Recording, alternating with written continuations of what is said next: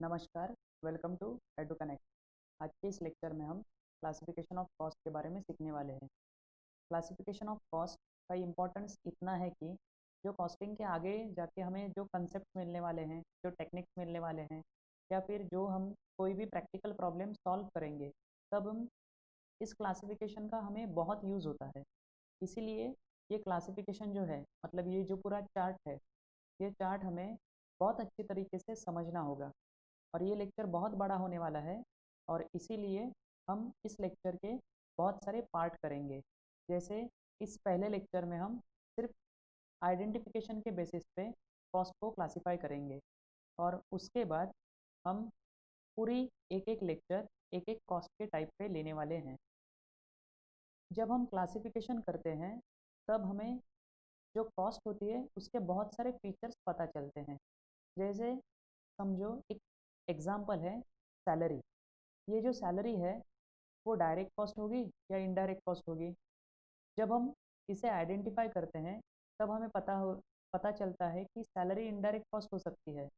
वही सैलरी जब हम बिहेवियर पे एनालाइज करते हैं, तब हमें पता चलता है कि सैलरी ये फिक्स कॉस्ट हो सकती है, या फिर कभी कभी सेमी वेरिएबल भी हो सकती है। जब हम कंट्रोलेबिलिटी पे हम सैलरी को एनालाइज करते हैं, तब हमें पता चलता है कि सैलरी ये कंट्रोलेबल हो सकती है। जब हम टाइम पे सैलरी को एनालाइज करते हैं, तब सैलरी ये हिस्टोरिकल हो सकती है। जब हम सैलरी को on the basis of function पे एनालाइज करते हैं, तब हमें पता चलता है अगर सैलरी ऑफिस सैलरी है तो वो एडमिनिस्ट्रेटिव जाएगी। जब सैलरी टू सेल्समैन है तो सेलिंग जाएगी। अगर हमने रिसर्चर को सैलरी दी है तो ये रिसर्च एंड डेवलपमेंट में जाएगी। और प्रोडक्शन के मैनेजर की सैलरी मैन्युफैक्चरिंग में जाएगी। इसलिए सैलरी का जो आइटम है, या कोई भी अगर कॉस्ट होगी, मतलब कोई भी खर्चा होगा, उसका हमें क्लासिफिकेशन बहुत अच्छी तरीके से आना होगा। और इसीलिए हमें ये क्लासिफिकेशन ऑफ कॉस्ट समझना है। तो क्लासिफिकेशन का उपयोग क्या होता है?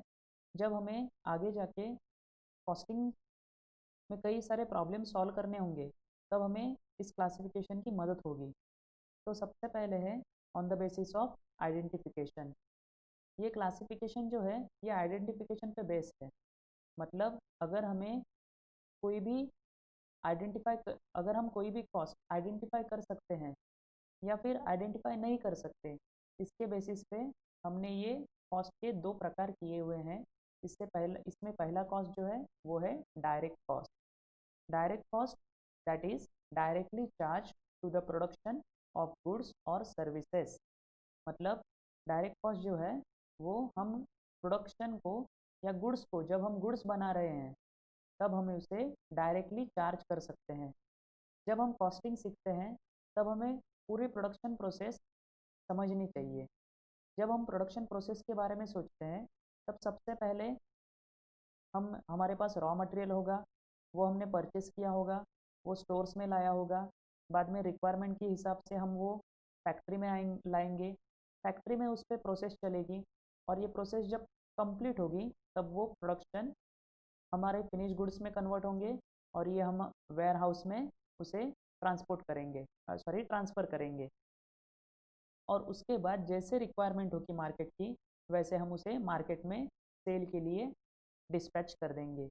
ये जो पूरा यहाँ तक का वेयर हाउस तक का जो प्रोसेस है, उसे हम प्रोडक्शन प्रोसेस कहते हैं। और ये जो प्रोडक्शन प्रोसेस है, एक्चुअली प्रोडक्शन प्रोसेस ये हमारे फैक्ट्री में ही होता है, लेकिन ये जो पूरा प्रोसेस है, ये प्रोसेस हमें जानना होगा।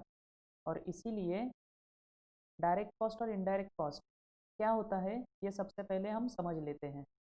Expenditure which can be directly allocated to a particular job, product और एक्टिविटी, जिसे हम डायरेक्ट कॉस्ट कहते हैं। जैसे cost of raw material use, wages paid to production workers etcetera. जैसे अगर हम कोई कंस्ट्रक्शन कर रहे हैं, तो कंस्ट्रक्शन करने के लिए हम किन सारे एक्सपेंसेस को आइडेंटिफाई कर सकते हैं। समझो अगर हमें एक बिल्डिंग तैयार करनी है, बिल्डिंग तैयार करने के लिए हमें कौन कौन से मटेरियल लगेगा, हमें कौन कौन से रॉ मटेरियल की ज़रूरत होगी। तो सबसे पहले ये स्टील के रॉड्स, ये रेत होगी, सीमेंट होगा, ईंटें होगी, और ये सारा मटेरियल जब हम एक साथ मिलाएंगे तब हम कंस्ट्रक्शन कर सकते हैं। मतलब कंस्ट्रक्शन करने के लिए ये जो रॉ मटेरियल है ये हमें कंस्ट्रक्शन के लिए बहुत इंपॉर्टेंट है, और इसे हम आइडेंटिफाई कर सकते हैं हमारे फिनिश प्रोडक्ट में। हमारा जो फिनिश प्रोडक्ट है उस पर हम आइडेंटिफाई कर सकते हैं, और इसीलिए ये जो रॉ मटेरियल है इसे हम डायरेक्ट कॉस्ट कहेंगे। वैसे ही अगर हमारा कंस्ट्रक्शन शुरू होते वक्त या कंस्ट्रक्शन चालू होते वक्त हमारे जो वर्कर्स हैं वो दिन रात काम करते हैं, और उन्हें दी जाने वाली सैलरी या वेजेस हम कंस्ट्रक्शन के साइट पे डायरेक्टली चार्ज कर सकते हैं, या फिर डायरेक्टली हम उसे अलोकेट कर सकते हैं कि यहाँ अगर ये जो 5 व्यक्ति काम कर रहे हैं, इन 5 व्यक्तियों ने इसी कंस्ट्रक्शन साइट पे काम किया हुआ है, और इस कंस्ट्रक्शन साइट पे ये जो काम कर रहे हैं इसे हम आइडेंटिफाई कर रहे हैं कि इन 5 की सैलरी इसी प्रोजेक्ट को, मतलब ये जो अगर बिल्डिंग बना रहे हैं तो इसी प्रोजेक्ट को हम चार्ज करेंगे। इसीलिए हम जो कंस्ट्रक्शन के जो वर्कर्स हैं उन्हें दी जाने वाली सैलरी हम डायरेक्ट कॉस्ट में ले रहे हैं। अगर समझो कोई इंश्योरेंस एजेंट है, ये दोनों एग्जांपल हमने कंस्ट्रक्शन के लिए देखे। अगर समझो कोई सर्विस सेक्टर में है, सर्विस सेक्टर में इंश्योरेंस एजेंट क्या करता है? इंश्योरेंस एजेंट हमारे घर पे आके या इंश्योरेंस एजेंट पब्लिक के पास जाके इंश्योरेंस पॉलिसी बेचता है, और इंश्योरेंस पॉलिसी बेचने के लिए इंश्योरेंस कंपनी उसे कमीशन पे करती है। अगर समझो हमने एक एग्जांपल ले लिया, 10,000 रुपये की इंश्योरेंस पॉलिसी है। 10,000 रुपये की इंश्योरेंस पॉलिसी का मतलब क्या है? उसका सालाना जो प्रीमियम है वो 10,000 रुपये है। अगर एक इंश्योरेंस एजेंट 10,000 की एक पॉलिसी सेल करता है तो इंश्योरेंस कंपनी उसे 500 रुपये एज अ कमीशन पे करती है। ये एक एग्जांपल है। इंश्योरेंस कंपनी ने 500 रुपीज़ पे किए उसे, और ये 500 रुपये इंश्योरेंस कंपनी ने क्यों पे किए? क्योंकि उसने एक इंश्योरेंस प्रोडक्ट, मतलब इंश्योरेंस की एक जो प्रोडक्ट है, एक्चुअली वो सर्विस है लेकिन इसे हम प्रोडक्ट कह रहे हैं, वो प्रोडक्ट कस्टमर को बेच दिया। उसने अगर 5 प्रोडक्ट बेच दिए, मतलब 50,000 की सैलरी, 50,000 की पॉलिसी बेच दी, 50,000 का प्रीमियम कलेक्ट किया, तो उसे 2,500 कमीशन मिलेगा। इसीलिए कमीशन भी हम डायरेक्टली चार्ज कर सकते हैं इंश्योरेंस एजेंट्स को। इंश्योरेंस एजेंट को दिया जाने वाला कमीशन हम डायरेक्टली उस प्रोडक्ट को चार्ज कर सकते हैं, और इसीलिए कभी कभी ये कमीशन पेड भी हम डायरेक्ट कॉस्ट में लेते हैं, और इस तरह से हमने ये डायरेक्ट कॉस्ट देखा। अगला है indirect cost, cost that are not directly identified with cost object. मतलब इसे हम डायरेक्टली आइडेंटिफाई नहीं कर सकते, लेकिन इसका जो बेनिफिट होता है वो हमारे प्रोजेक्ट के लिए भी होता है और हमारे अदर एक्टिविटीज़ के लिए भी होता है। जैसे this cost are not identified with particular job, cost unit और कॉस्ट सेंटर, ये हम इजीली आइडेंटिफाई नहीं कर सकते। Incurred for joint benefit of project और अदर एक्टिविटीज़, ये जो डायरेक्ट इनडायरेक्ट कॉस्ट होते हैं इनका बेनिफिट हमें जॉइंटली होता है। जैसे अगर इसे हम एग्जांपल की तरह से समझे तो insurance, lighting, rent of building, managerial salaries etcetera. अगर समझो ये हमारे एक ऑफिस है और इस ऑफिस में कई सारे वर्कर्स काम कर रहे हैं, तो ऑफिस जो होता है वो हमारा एक पूरा फ्लोर पे है, और इस फ्लोर में बहुत सारे वर्कर्स काम कर रहे हैं। इस ऑफिस में बहुत सारी तरह के काम हो रहे हैं, जैसे सेलिंग का भी काम हो रहा है, एडमिनिस्ट्रेटिव का भी काम हो रहा है, डिसीजन मेकिंग का भी काम हो रहा है, इस सभी तरह के यहाँ काम हो रहे हैं। ये हमारा एक ऑफिस है।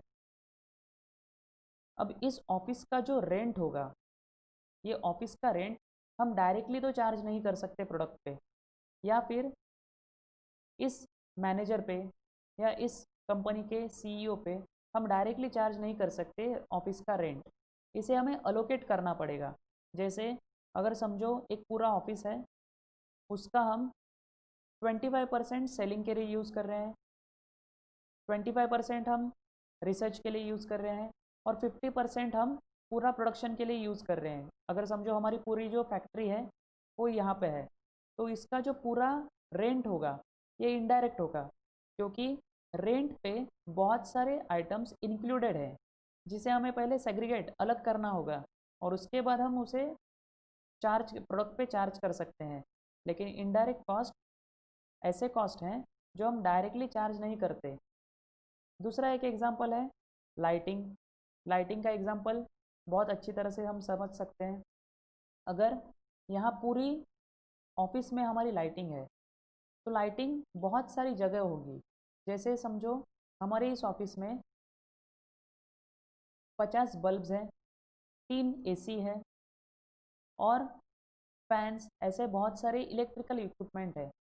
लाइटिंग का जो सारा चार्जेस है वो हमारा महीने का 60,000 है।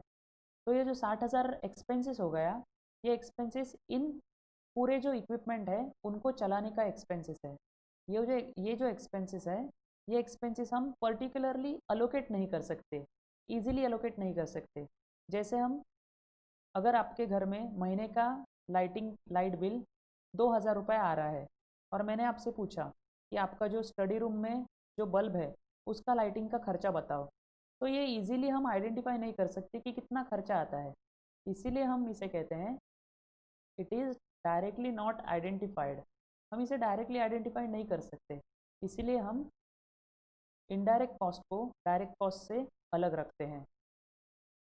अगर आप मुझसे सोशल मीडिया पे कनेक्ट करना चाहते हैं तो ये मेरी आईडीज़ है। Have a great day.